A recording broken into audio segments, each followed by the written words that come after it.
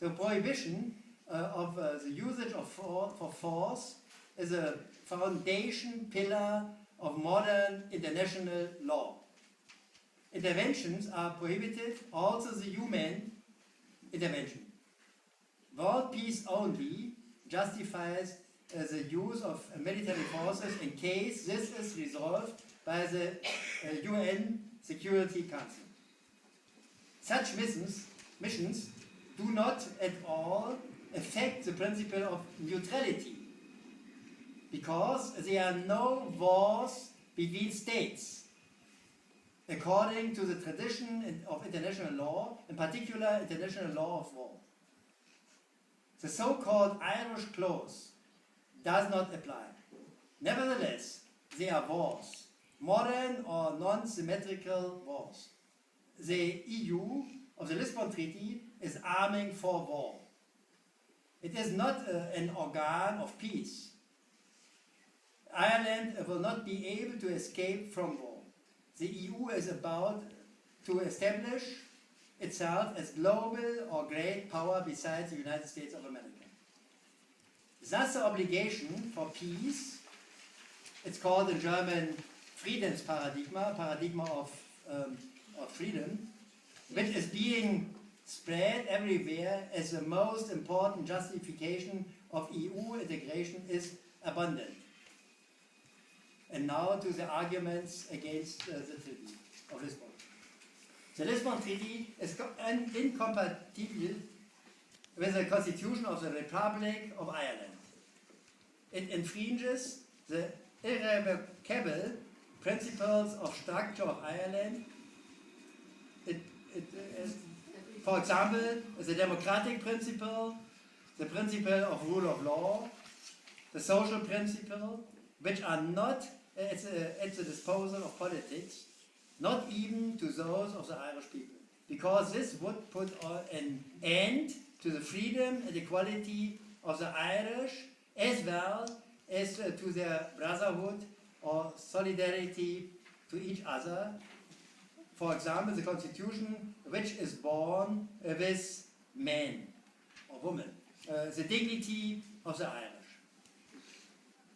In consequence of this, of the principle of democracy, the Republic of Ireland must not transfer her existential statehood or existential tasks and competences of the state to a European Union who has no independent democratic legitimation and no original sovereignty, since power of government in Ireland is derived under God from the people. A federal state by treaty, the Union is provided with the tasks and the competences of an existential state, without having been legitimated for these by a European people who had constituted itself as an existential state.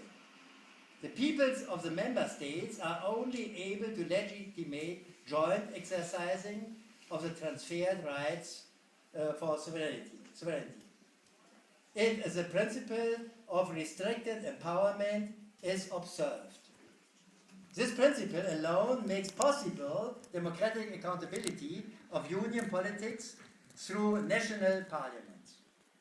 The wide and open empowerment of the Union disregarded the democratic principle of the Republic of Ireland, insofar as this principle is irrevocable in a community of freedom, equality, and fraternity.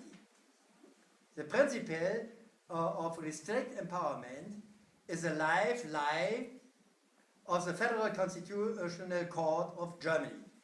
This principle is only laid down in the Lisbon Treaty in German version. The English version speaks of principle of conferral.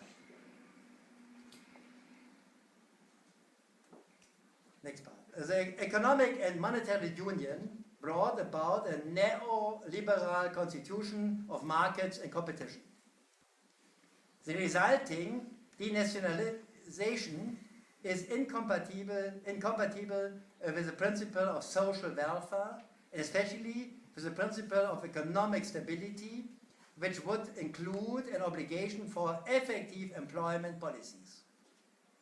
The social principle is welfare is predominantly emphasized in Article 45 of the Irish Constitution, thus reflecting Christian social ethics. It is an irrevocable structural principle. Due to the fundamental freedoms, free movement of goods, services, capital, persons, meaning freedom of movement of workers and freedom of establishment, the Court of the European Union has enforced deregulation of the economic structures of the member states. With the judicature, it has given over responsibility for the economy to the European and global markets and to an unlimited competition without consideration of regional and above all ethical aspects. It does not give any real chance to national employment politics. It is in particular the free movement of capital which led to the deterioration of the economy location of Ireland despite having had a temporary boom. As a member of the European Union, Ireland is not able to protect her people from unlawful exploitation. The crisis of the finance market has revealed to everybody the disastrous effects of undemocratic global capitalism. The European Council and the Council control the principles of the economic policy of Ireland in accordance with the economic constitution of the Union, but to the disadvantage of the Irish economic constitution with its social considerations, and as far as seems necessary, also to the disadvantage of Irish economic interests. On these principles, multinational supervision of economic policy is based. The principle of country of origin, together with the principle of mutual recognition, to a large extent removes democracy from the conditions of life in the member states, for example, in the legislation of foodstuffs, in the legislation on services and labor, on enterprises, on the capital market, because it is not the laws of the country of destination which have become authoritative, but those of the country of origin.